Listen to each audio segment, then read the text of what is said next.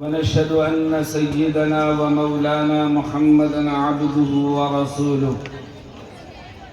أما بعد،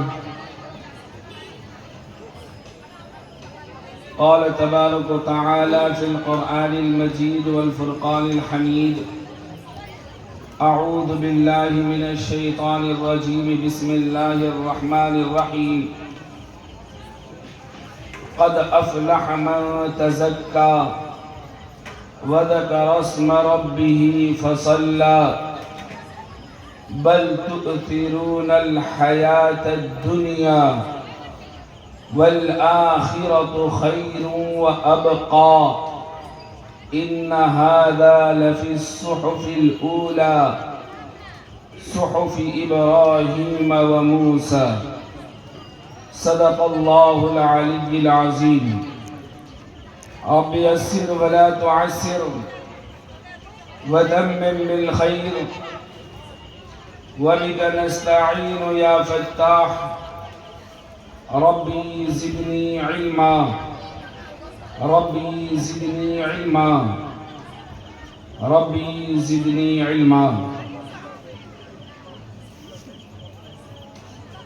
حضرات سامعین کرام اور اسٹیج پر رونق افروز معزز معطر علماء کرام، حفاظ عظام، آپ لوگ مستقل بعد مغرب پھر عشاء کی نماز کے بعد سے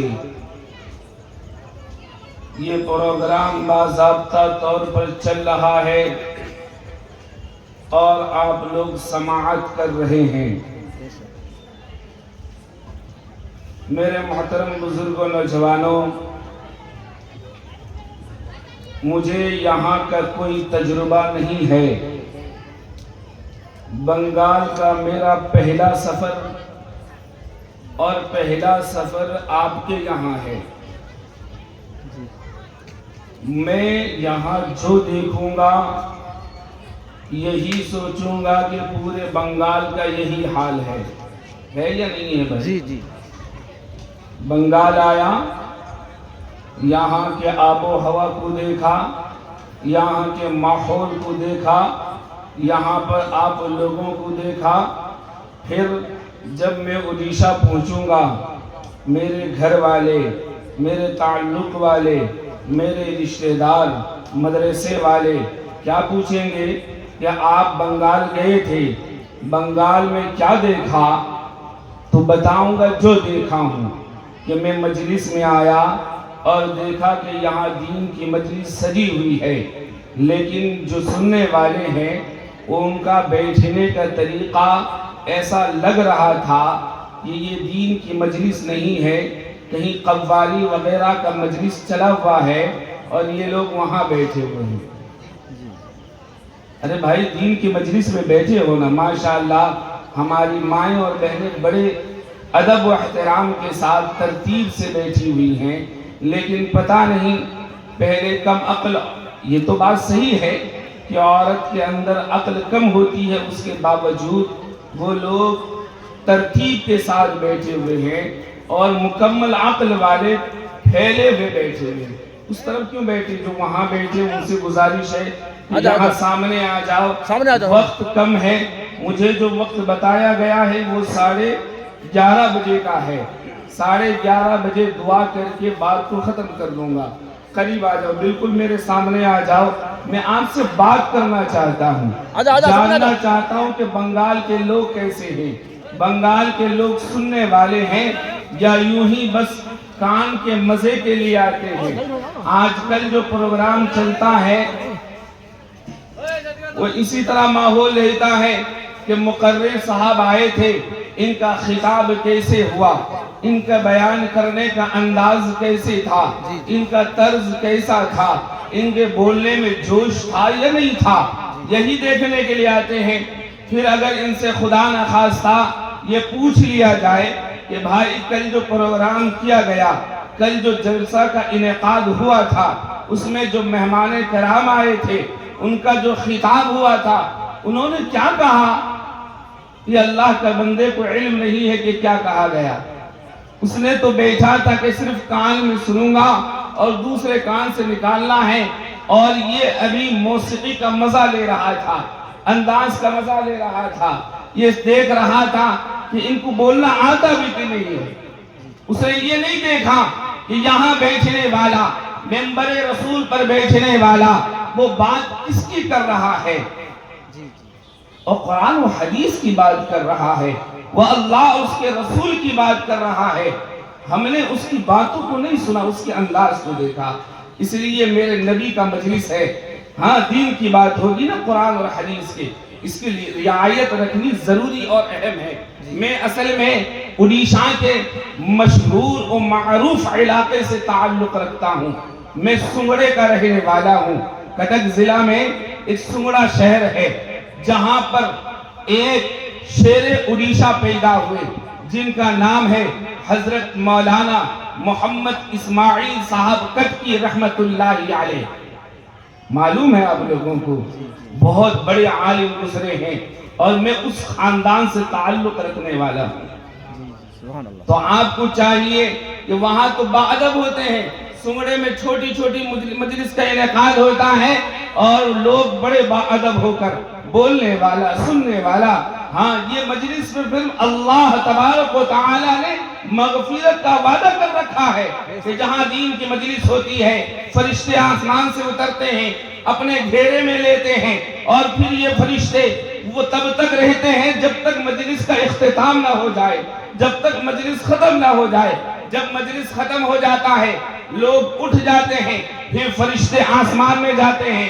اللہ کے نزدیک پہنچنے کے بعد اللہ ان سے پوچھتا ہے وہ فرشتوں کہاں سے آئے ہو؟ تو فرشتے کہتے ہیں کہ ہم گئے تھے یا اللہ، ایک مجلس کا انعقاد ہوا بنگال میں، مہیش پور اسلام پور میں، اور وہاں پر کیا چل رہا تھا یہ بات اللہ پوچھے گا. تو فرشتے کہیں گے یا اللہ، اللہ جانتا ہے یہاں کیا بات ہو رہی ہے. اس کے باوجود ہے کہ اللہ تبارک و تعالی اپنے فرشتوں سے کہے گا وہ فرشتوں وہ کیا بات کر رہے تھے؟ وہ کہیں گے کہ یا اللہ وہ لوگ قرآن اور حدیث کی باتیں کر رہے تھے، جہنم اور جنت کا تذکرہ کر رہے تھے، جنت میں جانے کا شوق پیدا تھا، جہنم سے خوف کھا رہے تھے. میرے محترم بزرگوں، نوجوانوں، اللہ کہے گا تم کیا چاہتے ہو، میں کیا کروں ان کے ساتھ؟ پھر فرشتے کہیں گے یا اللہ ان سب کی مغفرت کر دے، ان کے حق میں جنت کا فیصلہ کر دے. میرے محترم بزرگوں، نوجوانوں، سنو اسلام پور والوں، اللہ تبارک و تعالی فرشتوں کو گواہ رکھ کے تماموں کی مغفرت کرے گا. سبحان اللہ. کرے گا کہ نہیں کرے گا؟ انشاءاللہ انشاءاللہ کرے گا. تو ابھی بھی بدترتیب ہیں، سامنے آ جائیں اور آ جائیں. پھر بات تو شروع ہی نہیں ہوئی، بات ابھی شروع ہی نہیں ہوئی ہے. جی میں ابھی بات شروع کرنے جا رہا ہوں.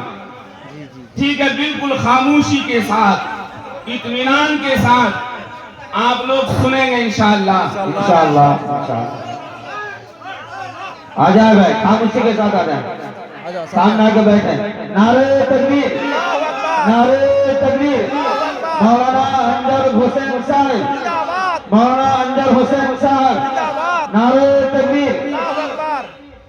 میرے محترم بزرگوں، نوجوانوں، میں آپ کا زیادہ وقت نہیں لوں گا. 3 باتیں بتاؤں گا. کتنی باتیں؟ 3. انشاءاللہ عمل کریں گے نا؟ انشاءاللہ. زیادہ نہیں، زیادہ بتاؤں گا تو بھول جاؤ گے. 3 باتیں یاد رہیں گی؟ ٹھیک ہے. میرے محترم بزرگوں، نوجوانوں، ہم سب دنیا میں آئے ہیں اور دنیا سے جانے والے بھی ہیں. کسی کو رہنا نہیں ہے، کسی کو رہنا نہیں ہے. کوئی یہ نہ سوچے کہ مجھے کوئی بیماری نہیں ہے تو میں مروں گا نہیں، مجھے ڈائبٹیز کی بیماری نہیں، مجھے بلڈ پریشر کی کوئی بیماری نہیں، مجھے ہارٹ کا کوئی پرابلم نہیں ہے، مجھے جسم کے اندر کوئی بیماری نہیں، لہذا مجھے موت نہیں آئے گی. یہ سسٹم نہیں ہے، یہ اللہ کا قانون نہیں ہے. اللہ جسے چاہے گا جب چاہے گا اسے موت دے دے گا. دے گا کہ نہیں دے گا؟ تو آپ اس بھروسے نہ بیٹھیں کہ میں بڈھا ہو جاؤں گا، جب میرے داڑھی کے بال سفید ہو جائیں گے، جب میرے سر کے بال سفید ہو جائیں گے، جب میرے پیر کام کرنے سے عاجز آ جائیں گے، جب میرے ہاتھ کام کرنے سے رک جائیں گے، جب میرا دماغ کام کرنا بند کر دے گا، جب مجھے کان میں کم سنائی دے گی، جب مجھے بولنے میں لکنت آنے لگے گی، جب میرے منہ کے اندر کی دانت ایک ایک کر کے جھڑ کر بالکل صاف ستھرے ہو جائیں گے، تب میں دنیا سے جانے والا ہوں، یہ امید نہ رکھیں۔ ہے کہ نہیں ہے؟ یہ امید نہ رکھیں۔ آج کے وقت میں سب سے زیادہ جوان لوگ مر رہے ہیں، جوان لوگ، بڈھے تو پڑے ہوئے ہیں، دادا بیٹھا ہوا ہے، باپ بیٹھا ہوا ہے، نوجوان بیٹے کی لاش گھر سے نکل رہی ہے، نوجوان پوتے کی لاش گھر سے نکل رہی ہے، اس قدر موت ہو رہے ہیں، لوگ پریشان ہیں۔ بھول شہر میں رہتا ہوں، ابھی کا واقعہ ہے، کچھ 4-6 مہینے پہلے ایک عورت دہلی سے آتی ہے، اپنے شوہر کے ساتھ دہلی رہ رہی تھی، وہ اپنے بچے کو لے کر کسی علاج کے لیے بھونیشور آتی ہے۔ علاج کس کا؟ بچے کا۔ نوجوان عورت، ایک لڑکا پیدا ہوا ہے، 5 سال یا 4 سال ہوگا غالباً بچے کی عمر۔ اس کے علاج کے لیے وہ دہلی سے کہاں آتی ہے؟ بھونیشور اپنے گھر۔ شوہر دہلی میں ہیں، دونوں نوکری کرنے والے، لڑکا بھی نوکری کر رہا ہے، لڑکی بھی نوکری کر رہی ہے۔ لڑکی آئی ہے اپنے بیٹے کا علاج کرنے، بھونیشور پہنچتی ہے۔ شوہر سوچتا ہے کہ اس کا علاج کا جو مدت ہے وہ 1 ہفتے کے بعد ختم ہو جائے گا۔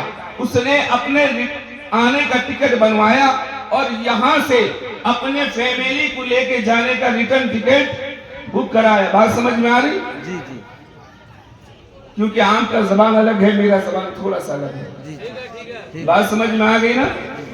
تو ریٹرن ٹکٹ اس نے بک کروا لی کہ مجھے فلاں تاریخ گھر جانا ہے، بھونیشور پہنچنا ہے اور وہاں سے اپنی بیوی اپنے بچوں کو لے کر واپس آنا ہے۔ وہ دہلی سے ٹرین میں بیٹھ جاتا ہے۔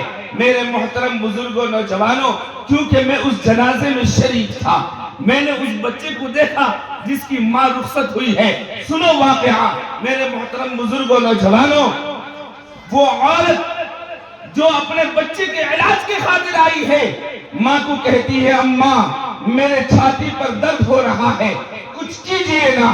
ماں ابھی سوچ رہی ہے، آنند فانند اپولو ہسپیٹل بڑا ہسپیٹل ہے، بڑا اسپتال ہے بھونیشور کا۔ میرے محترم بزرگوں، نوجوانوں، اس نوجوان عورت کو گھنٹہ 2 گھنٹے کے اندر ہسپتال داخل کیا جاتا ہے۔ 1-8 گھنٹے کے بعد ہسپتال کے اندر سے یہ خبر آتی ہے کہ اس خاتون کی موت ہو گئی۔ آئی تھی کس کا علاج کرنے؟ بچے کا۔ مر کون رہا ہے؟ ماں مر رہی ہے۔ باپ کو اس کا علم بھی نہیں ہے، کیونکہ باپ ٹرین میں بیٹھ چکا ہے کہ میں جا رہا ہوں فیملی کو واپس لانے۔ تو آپ کس امید پر زندہ ہیں؟ ارے ایسا نہیں ہوتا کہ بیٹا گھر سے نکلا ہے، راستے میں جا رہا ہے اور حادثے کا شکار ہو گیا۔ نہیں ہو رہا؟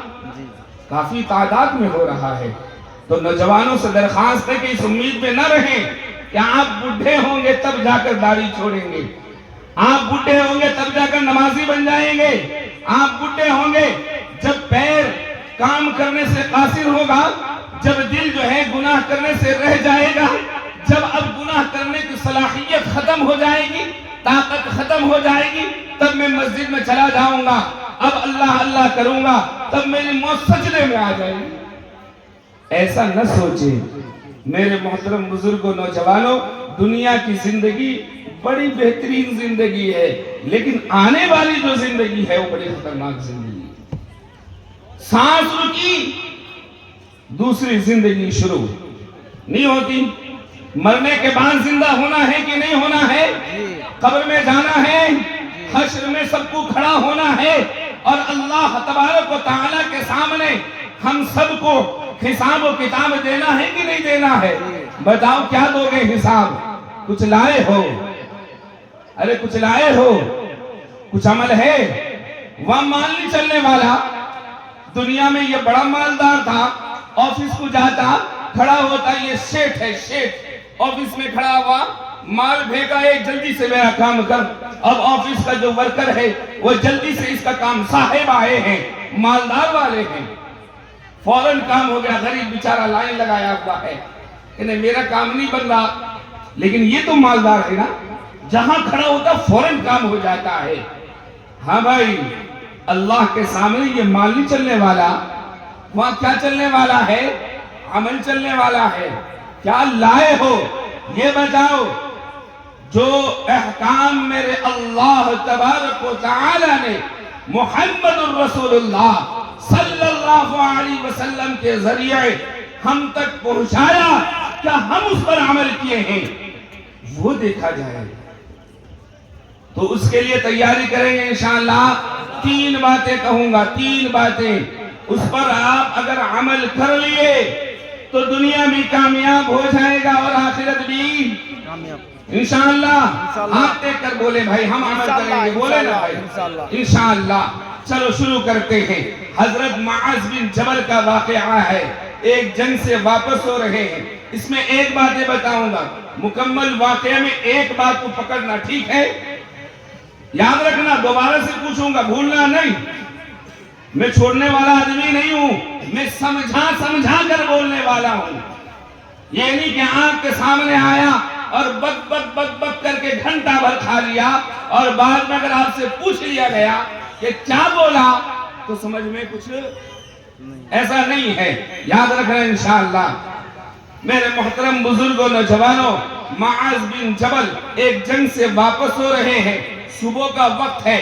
آقا دو جہاں سرور کونین محمد الرسول اللہ صلی اللہ علیہ وسلم کے قریب آتے ہیں, کہتے ہیں یا رسول اللہ کچھ عمل بتا دیجئے جسے عمل کر کے میں جنت میں داخل ہو جاؤں اور جہنم سے بچ جاؤں. میرے محترم بزرگوں, نوجوانوں, آقا دو جہاں سرور کونین محمد الرسول اللہ صلی اللہ علیہ وسلم نے حضرت معاذ بن جبل سے کہا, معاذ تو نے بہت اچھا سوال کیا. کیا کہا؟ تو نے بہت اچھا سوال کیا. پھر میرے آقا نے معاذ بن جبل کو 5 باتیں بتائیں. یہ تو ضروری ہے, جو 5 باتیں ہیں یہ بنیاد اسلام کی باتیں ہیں. ان 5 باتوں میں سے کسی نے ایک چیز کا بھی انکار کر دیا تو دائرہ اسلام سے باہر ہے, وہ ایمان سے باہر ہے, وہ محمد الرسول اللہ صلی اللہ علیہ وسلم کی شفاعت سے باہر ہے, وہ ایمان سے ہی خالی ہو جائے گا. میرے محترم بزرگوں, نوجوانوں, آقا دو جہاں سرور کونین محمد الرسول اللہ صلی اللہ علیہ وسلم نے فرمایا, معاذ سب سے پہلی بات تو کبھی شرک نہ کرنا, اللہ کے ساتھ کسی کو شریک نہ کرنا. دوسرے نمبر پر معاذ بن جبل سے محمد الرسول اللہ صلی اللہ علیہ وسلم نے فرمایا, معاذ جب نماز کا وقت ہو جائے تو نماز قضا نہ کرنا, نماز کبھی نہ چھوڑنا, کسی حال میں بھی ہو. پیر ٹوٹ گیا نماز معاف نہیں, ہاتھ ٹوٹ گیا نماز معاف نہیں, آنکھ کانا ہو گیا نماز معاف نہیں. کوئی سی بیماری میں ہو, آپ اگر بستر میں بھی ہیں, آپ کا جسم حرکت نہیں کر رہا, آپ آنکھ کے اشارے سے نماز پوچھئے علماء کرام سے, آپ ہاتھ کے اشارے سے نماز پڑھیے, آپ کسی حال میں بھی نماز معاف. حضرت معاذ بن جبل سے آقا مدنی صلی اللہ علیہ وسلم نے پہلی بات بتائی, معاذ اللہ کے ساتھ کسی کو شریک نہ کرنا. دوسرے نمبر پر معاذ بن جبل سے کہا, معاذ جب نماز کا وقت ہو جائے کسی حال میں بھی ہو نماز مت چھوڑنا.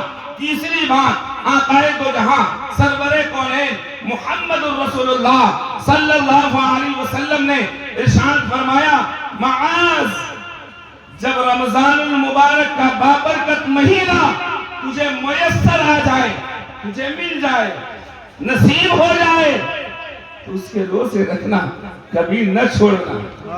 کیا بات ہے کہ نہیں ہے؟ یہ 3 باتیں ہر مسلمان کر سکتا, ہر مسلمان. اور دو باتیں مالداروں کے لیے ہیں، غریبوں کے لیے نہیں. دو باتیں معاذ بن جبل سے اور فرمائی، تین باتیں ہو گئی. چوتھی بات، معاذ جب تیرے پاس مال آ جائے اور وہ مال نصاب زکات تک پہنچ جائے اور اس پر سال گزر جائے تو زکات ادا کر دے. پانچویں بات، معاذ بن جبل سے اللہ کے رسول صلی اللہ علیہ وسلم نے ارشاد فرمایا، معاذ جب مال زیادہ ہو جائے تو حج فرض ہو جاتا ہے تو حج کر لینا. یہ پانچ باتیں بتا دی.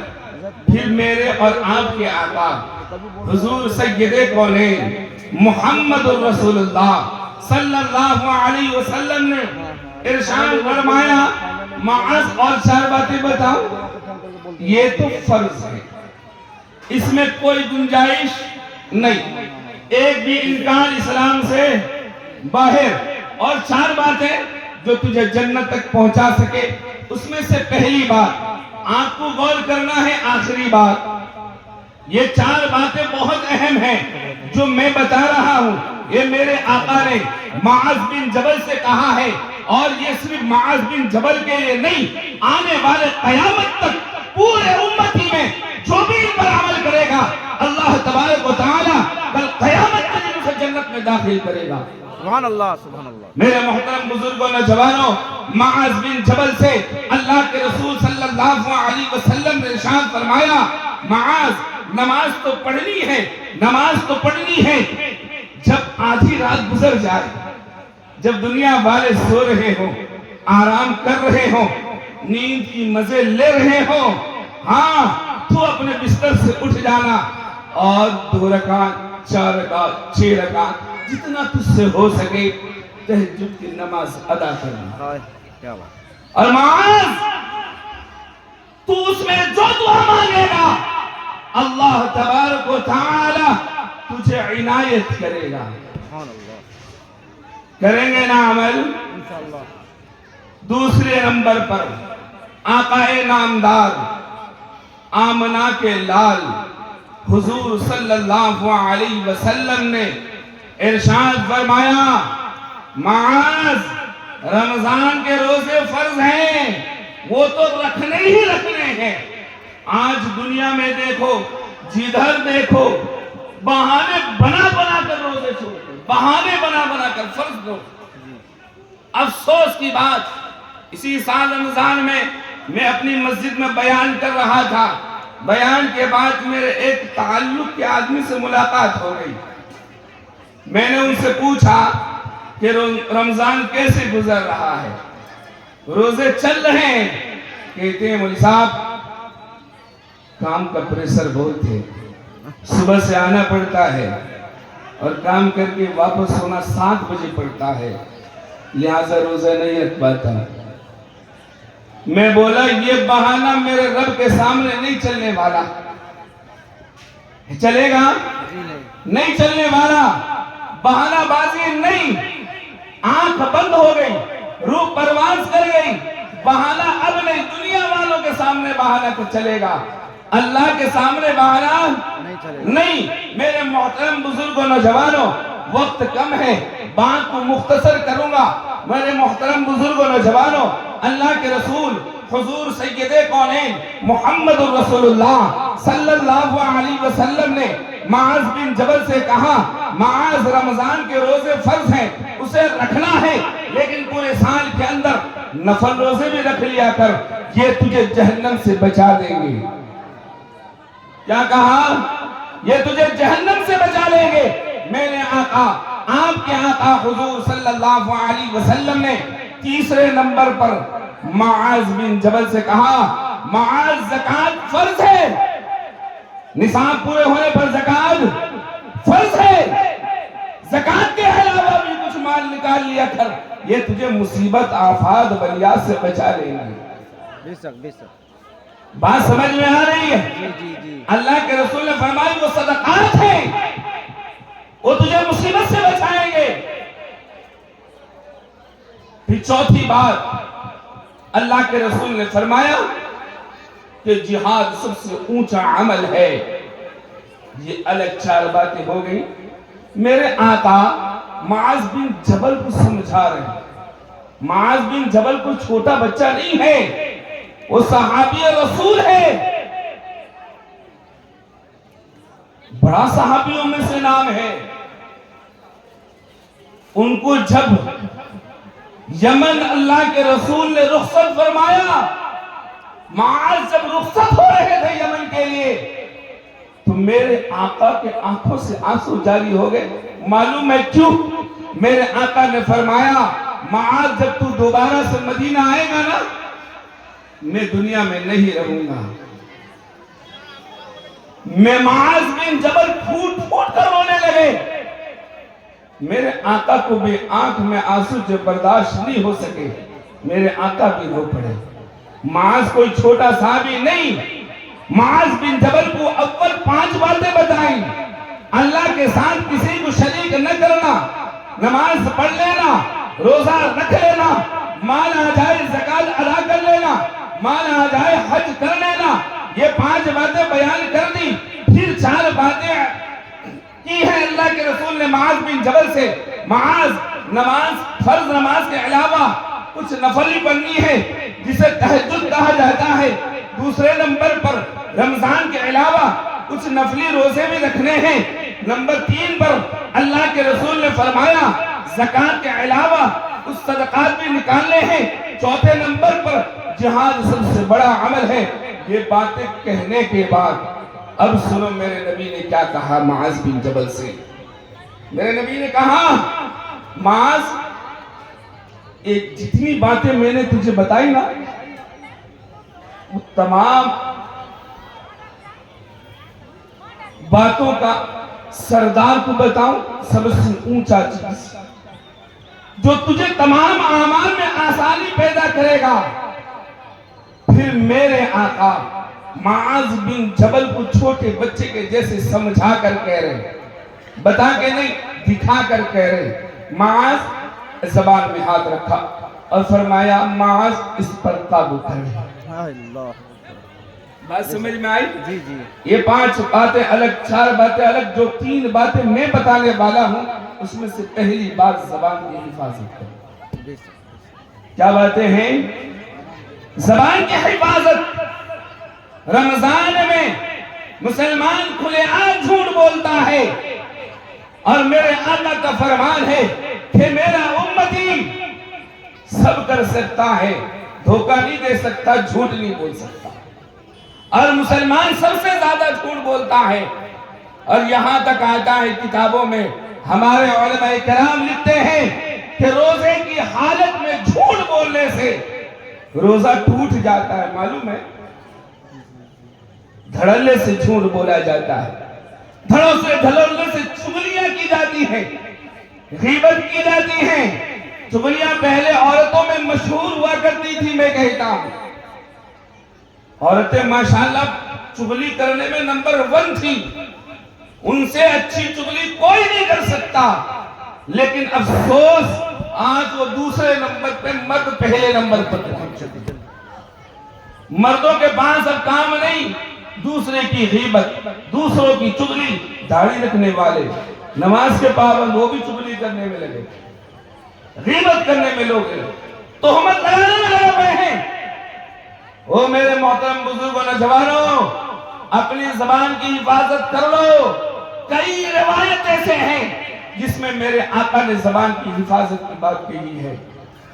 ایک روایت میں آتا ہے کہ کوئی شخص اگر زبان اور شرمگاہ کی مجھے ضمانت دے دے، گارنٹی دے دے کہ اس کی وہ حفاظت کرے گا، تو میرے آقا کہتے ہیں جنت میں جانے کی گارنٹی میں لیتا ہوں۔ سبحان اللہ، سبحان اللہ۔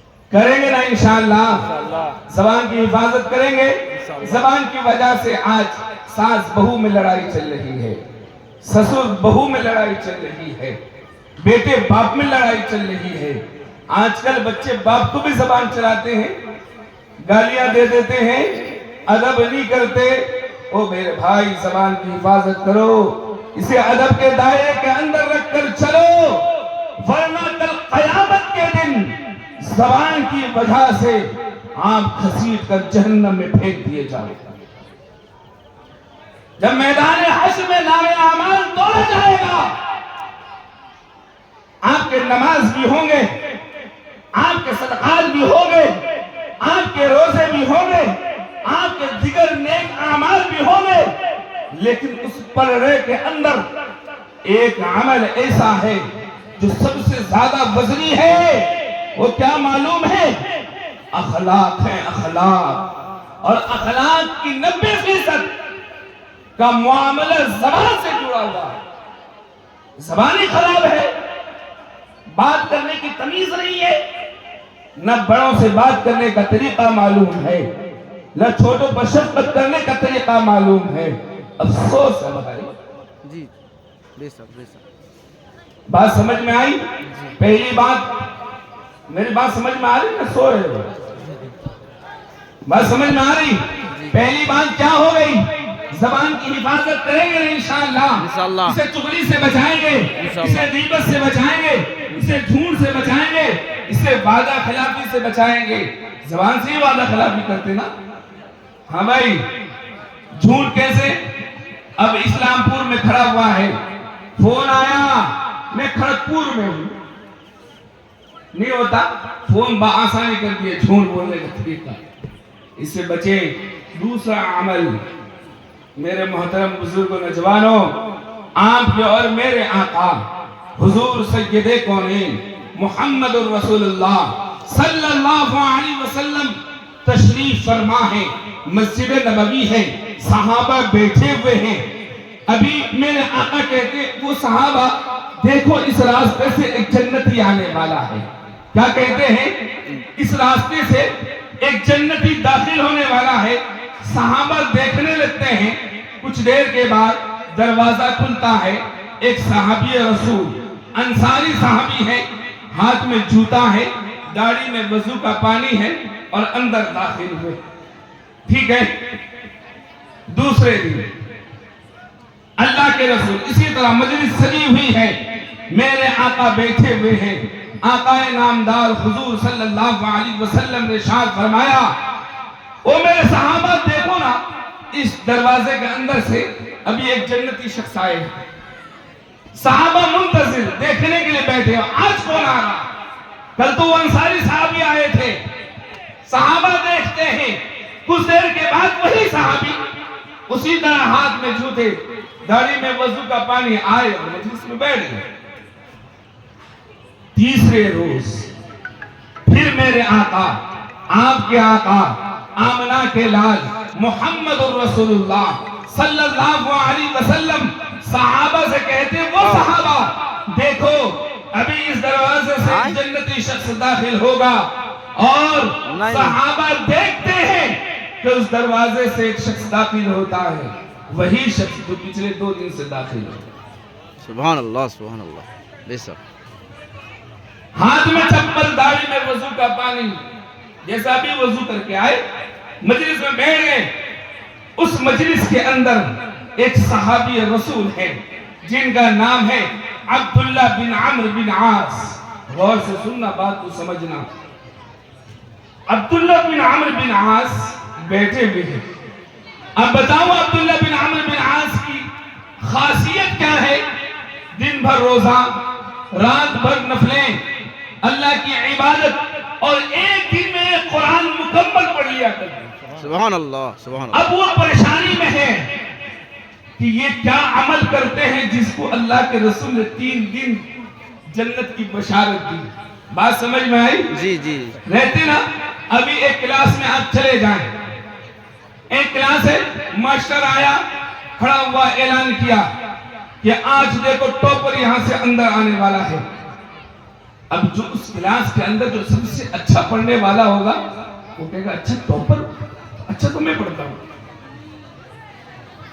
ہر کتاب ہر سبجیکٹ میں میں آگے ہوں، میتھ میں آگے، سائنس میں آگے، جغرافی میں آگے، ہر معاملے میں میں آگے۔ یہ شخص ٹاپر کیسے ہو گیا؟ ہے کہ نہیں ہے؟ میں یہ نہیں کہہ رہا کہ معاذ اے حضرت عبداللہ بن عمرو بن عاص کے ذہن میں کیا آیا ہوگا، لیکن کچھ تو آیا ہوگا۔ وہ یہ سوچنے لگے کہ کیا معاملہ ہے، یہ کون سا ایسا عمل کرتے ہیں جس کی وجہ سے میرے آقا انہیں جنت کی بشارت دی۔ میرے محترم بزرگوں نوجوانوں، عبداللہ بن عمرو بن عاص جب شام کا وقت ہوتا ہے وہ انصاری صحابی کے پاس جاتے ہیں، کہتے ہیں وہ صحابی رسول میرے والد نے مجھے گھر سے نکال دیا ہے، میرا ان کا لڑائی ہو گیا، جھگڑا ہو گیا، میرے باپ نے گھر سے نکال دیا، مجھے کچھ دیر کے لیے سہارا دے دو، کچھ دنوں کے لیے آپ کے گھر رہنا چاہتا ہوں۔ میرے محترم بزرگوں نوجوانوں، وہ انصاری صحابی حضرت عبداللہ بن عمرو بن عاص کو اجازت دے دیتے ہیں۔ عبداللہ بن عمرو بن عاص کا نیت کچھ اور ہے، وہ یہ دیکھنے کے لیے آئے ہیں کہ یہ عمل کون سا کر رہے ہیں۔ وہ سوچتے ہیں یہ دن بھر تو نارمل رہا، جیسا روزانہ گزارا ہوتا ہے، نماز پڑھی، دیگر کام کیے۔ حضرت عبداللہ بن عمرو بن عاص سوچنے لگے یہ ہو سکتا ہے یہ رات میں کچھ عمل کرے، ہے کہ نہیں؟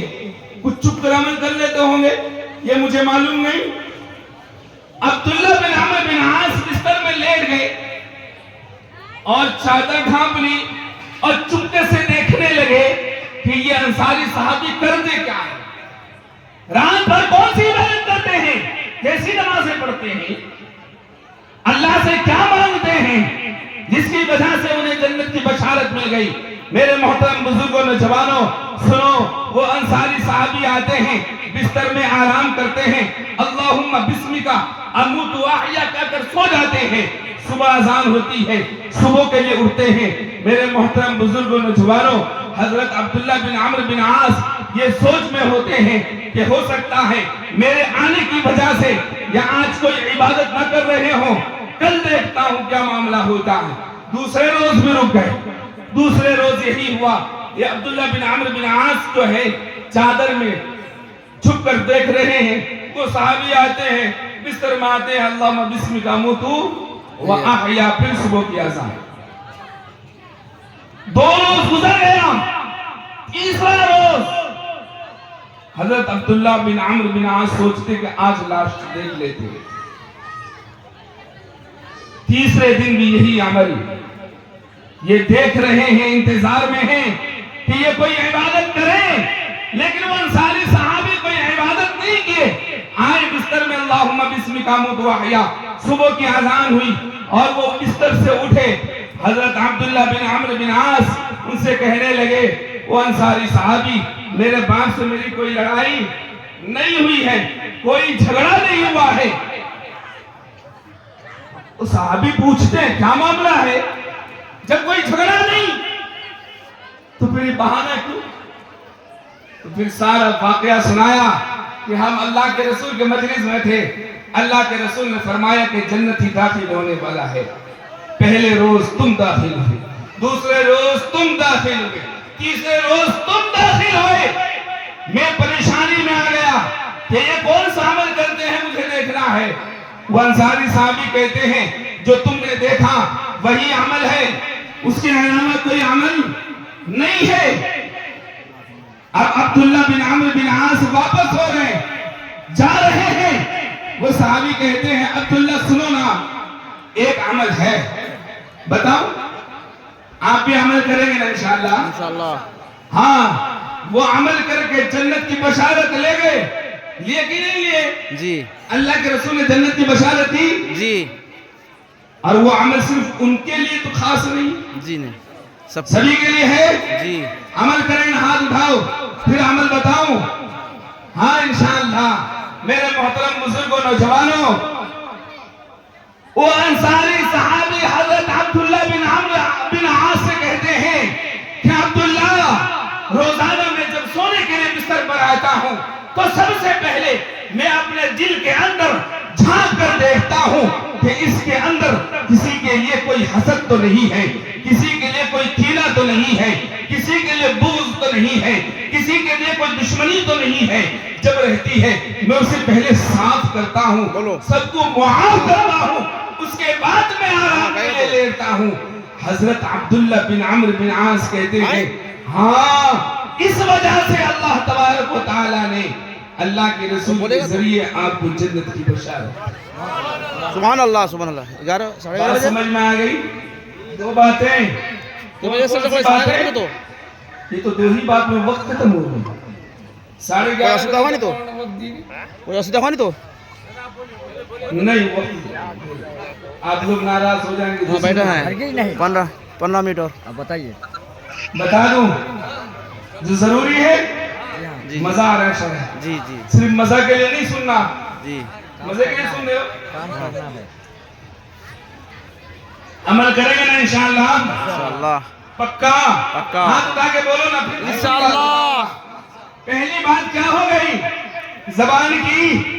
کریں گے نا جھوٹ سے بچائیں گے, چغلی سے بچائیں گے, غیبت سے بچائیں گے, سب برے اعمال سے اپنی زبان کی حفاظت کریں گے انشاءاللہ. آج کی مجلس میں وعدہ کر کے جائیں. انشاءاللہ. دوسری چیز کیا ہے, جب رات کو بستر میں لیٹیں گے تو اس کے اندر سے بھائی کی دشمنی, چچا کی دشمنی, باپ کی دشمنی, رشتہ دار کی دشمنی, پڑوس کی دشمنی, تعلقات والوں کی دشمنی, دوستوں کی دشمنی, تمام چیزوں کو ختم کرنی ہے. یہاں پر کسی کے لیے کوئی حسد نہیں رکھنی ہے. آج دیکھو ایک پڑوسی دوسرے پڑوسی سے ناراض کیونکہ اس نے اچھا گھر بنا دیا, اس نے گھر میں ٹائلز لگا دیے, میرے گھر میں کوئی انتظام نہیں ہے. یہ نفرت بڑھ رہی ہے. اب خدا نخواستہ پڑوسی کا نقصان ہو جاتا ہے, یہ سامنے تو نہیں کہتا, سامنے کہتا ہائے اللہ کیا پریشانی آ گئی, لیکن پیچھے سے کہتا بڑا اچھا, بڑا اتراتا تھا, جی جی بڑا ناٹک کرتا تھا, اچھا ہوا اللہ نے اس کے ساتھ ویسا ہی کیا جیسا ہونا چاہیے تھا. کبھی نہ کہنا چاہیے. افسوس کی بات آج مسلمان کا پڑوسی مسلمان سے خوش نہیں. جی جی ارے مسلمان تم ہو اور تمہارا پڑوسی مسلمان ہے, وہ خوش نہیں. جانتے ہو احمد بن حنبل کا نام سنے ہو, امام ہے امام احمد بن حنبل. ان کا پڑوسی جب ان کا گھر چھوڑنے پر آیا, وہ اپنا گھر فروخت کرنے کے لیے نکلا, اس گھر کا قیمت غالباً 10 دینار تھا. کتنا تھا بھائی؟ 10 دینار. 10 دینار. اور اس نے یہ اعلان کیا یہ گھر میں 20 دینار میں فروخت کروں گا. تو لوگوں نے سوال کیا کہ اس کی قیمت کتنی ہے بھائی؟ 10 دینار. وہ کہتا ہے بالکل تم نے صحیح کہا, اس گھر کی قیمت 10 دینار ہے. لیکن پڑوس میں کون ہے معلوم ہے؟ امام احمد بن حنبل. پڑوسی اچھا ہے اس لیے اس گھر کی قیمت کتنی ہو گئی؟ ڈبل. 20. اچھا بیچنے والا مسلمان تھا نہیں, یہودی تھا, یہودی, مسلمان نہیں. آج تو ہمارے پڑوسی مسلمان خوش ہوئے. جی جی رمضان میں خود مزے لے لے کر کھایا, اچھی اچھی چیزیں اپنے بچوں کے لیے لایا, اپنی بیوی کے لیے لایا, اپنے گھر والوں کے لیے لایا. لیکن پڑوس کا معاملہ یہ ہے کہ سحر کے لیے اٹھا ہے, اس کے گھر میں سالن نہیں ہے. اب وہ پریشان ہے, بیوی کہتی ہے آج اچار لگا کر کھا لیتے ہیں. وہ بیچارے اچار پر گزارا کر رہے ہیں, یہ مٹن کھا رہا ہے, یہ چکن کھا رہا ہے, اب بڑا اطمینان سے بیٹھا ہوا ہے. وہ میرے محترم بزرگوں نوجوانوں سنو, میرے نبی کا فرمان سنو. میرے آقا, آپ کے آقا حضور صلی اللہ علیہ وسلم نے ارشاد فرمایا کہ پڑوسیوں کے حقوق کے متعلق حضرت جبرائیل نے مجھے جتنی تاکیدیں کی ہے, مجھے یہ خوف ہونے لگا کہیں اللہ تبارک و تعالی وراثت میں پڑوسی کا حق نہ رکھتا. معلوم ہے تم کیا پڑوسی کا حق ادا کیے ہو؟ جب تم عید میں 10,000 روپے کا سوٹ پہن رہے تھے, پڑوسی کے بچے کو دیکھا, اس نے کتنے کا پہنا؟ نہیں دیکھا. میرا اسٹائل میں کوئی کمی نہیں آنی چاہیے. پڑوسی بھوکا مر جائے. جی اللہ کا بڑا سخت پکڑ ہے, کوئی بچنے والا نہیں ہے. پڑوسیوں کا خیال رکھو گے انشاءاللہ. ارے بولو نا, انشاءاللہ. دشمنی کسی سے نہیں کرنا. انشاءاللہ. تیسری بات بتاؤں, جی ہاں, میرے اور آپ کے آقا حضور سید کونین محمد الرسول اللہ صلی اللہ علیہ وسلم نماز کے لیے آنے والے تھے لیکن تاخیر ہو گئی. حضرت بلال نے حضرت ابو بکر کو آگے کیا کیونکہ نماز کا وقت ہو چکا تھا. ابو بکر آگے جا رہے تھے, میرے آقا تشریف لائے. میرے آقا نے نماز پڑھائی. نماز کے بعد میرے آقا نے کہا کہ آج دیر اس لیے ہو گئی کہ دو قبیلوں کے درمیان میں لڑائی ہو گئی اور میں نے کیا کر دی, صلح کرا دی. کیا کرا دی بھائی؟ اور میرے آقا کا یہ فرمان ہے, یہ روایت نقل کیا گیا.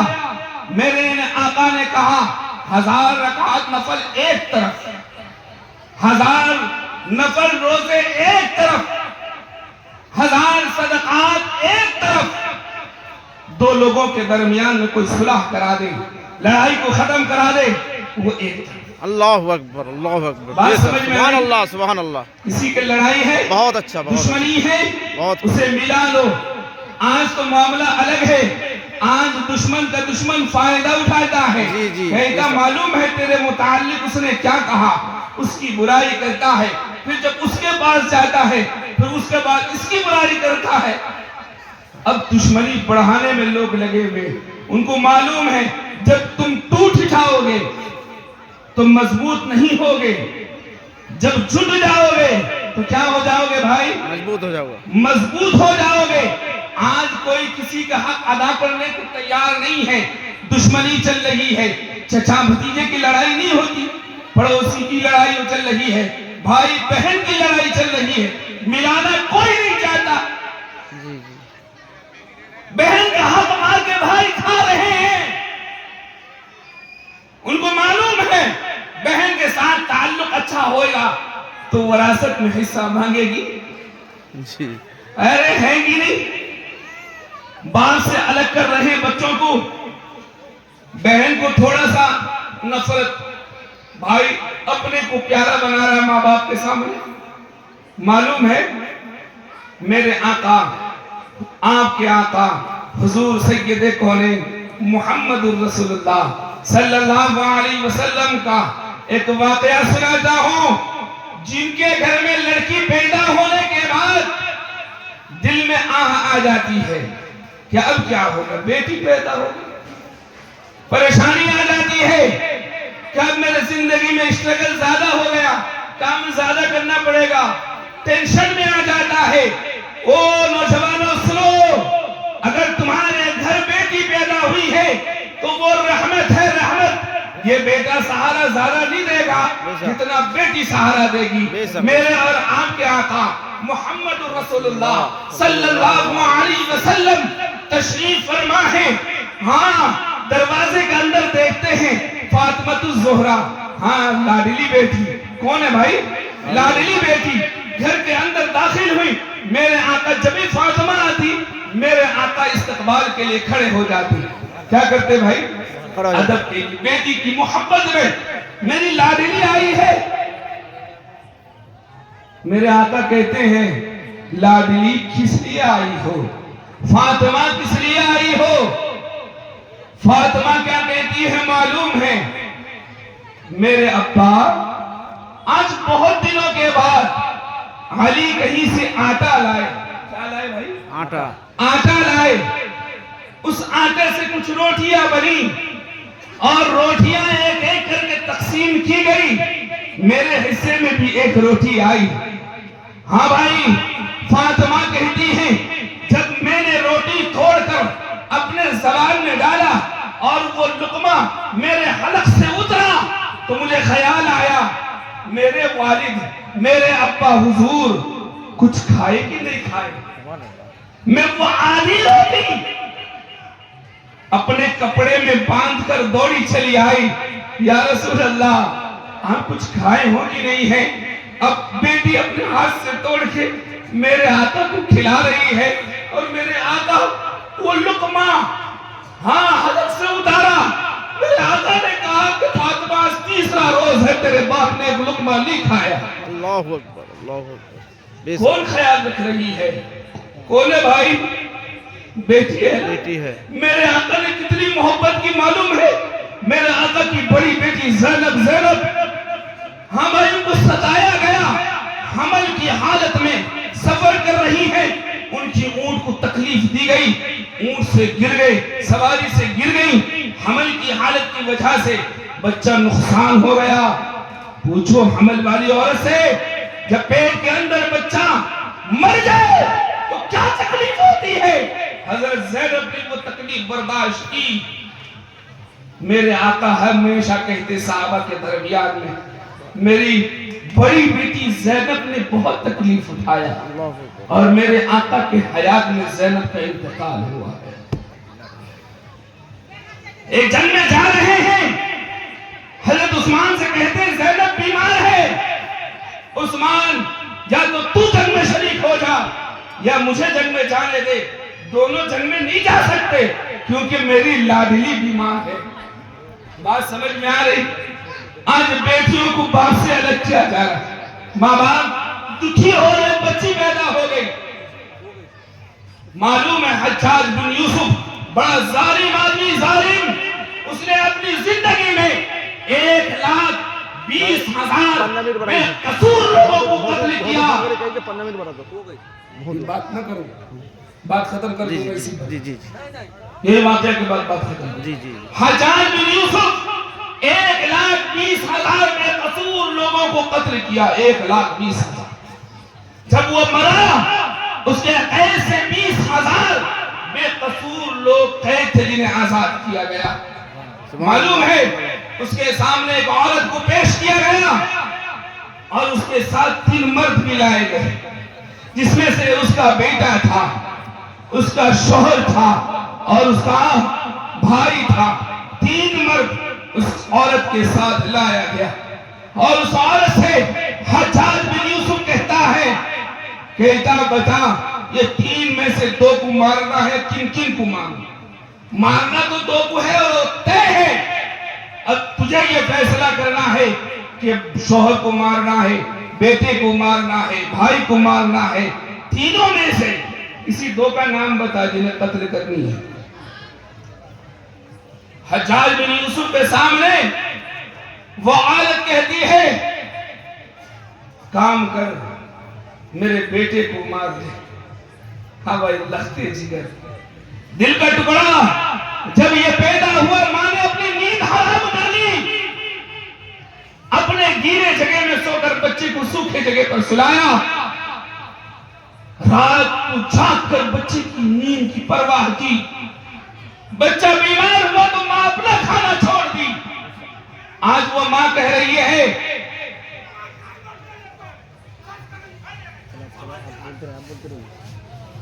ماں کہہ رہی ہے کہ میرے بیٹے کو قتل کر دو۔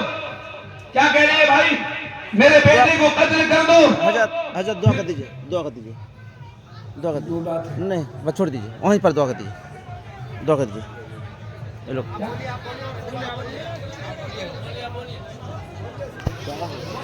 دعا کر دیجئے، دعا کر دیجئے، دعا کر دیجئے۔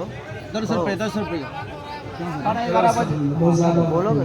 11:30 بجے کہیں بنوا نہیں۔